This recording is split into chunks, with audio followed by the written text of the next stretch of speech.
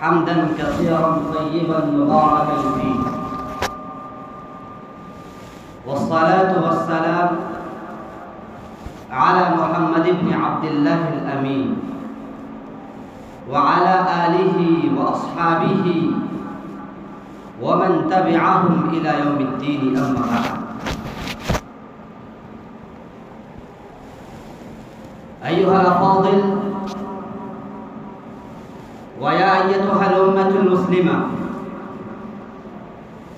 ويا أيها المسؤولون عن هذه الأمة المسلمة المحمدية الملقبة بالخير، أولا أوصيكم ونفسي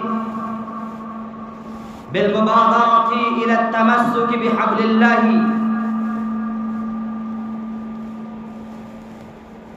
وبالمبادرة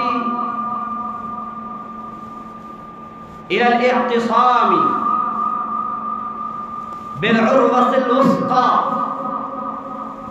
التي بعث النبي صلى الله عليه وسلم بها، وأوصيكم ونفسي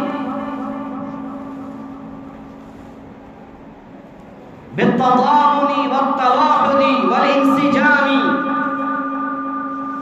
وتوحيد الصفوف المنتشرة المتشتتة،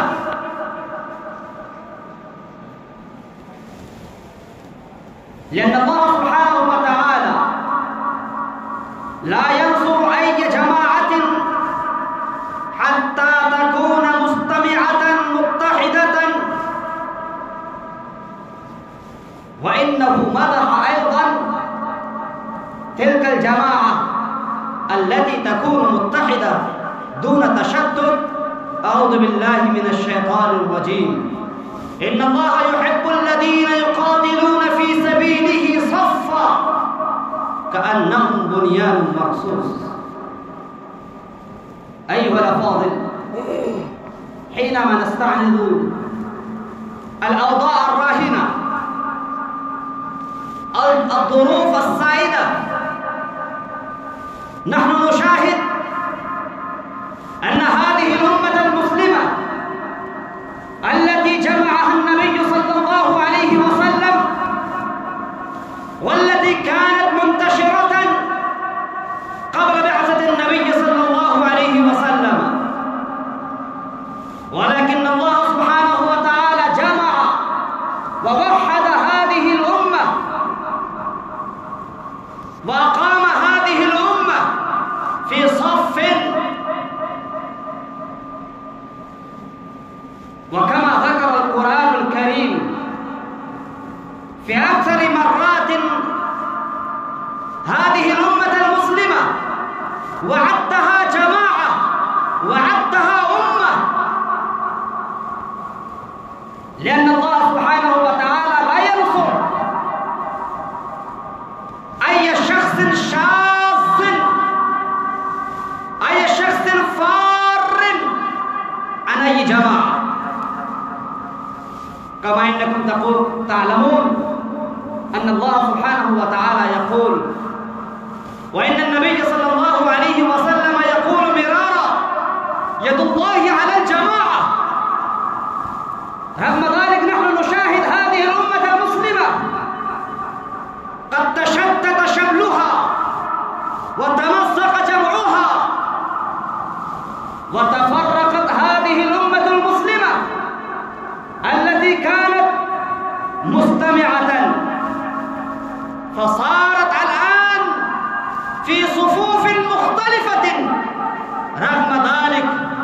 كل شخص يدعي بأنه مؤمن، وإن القرآن يخالف ذلك الرجل المدعي بأنه مؤمن، وإنه يكون شاذا عن الجماعة، وإن القرآن يرد على مثل هذا القائل ردا شديدا. يا أيتها الأمة المسلمة، لا شك إن العالم الإسلامي وإن المسلمين الذين يؤمنون بالله سبحانه وتعالى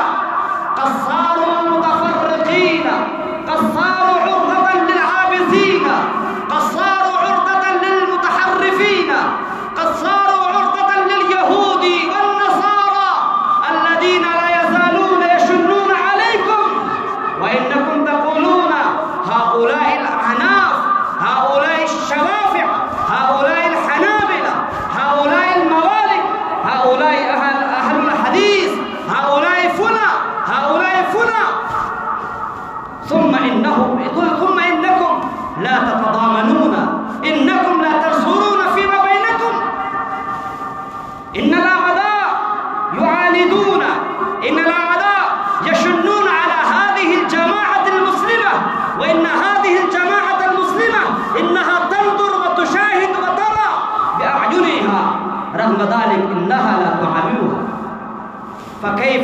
الله سبحانه وتعالى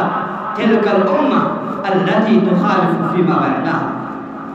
فيا أيتها الأمة المسلمة، إن أردتم أن تنجحوا، إن أردتم أن تشنوا على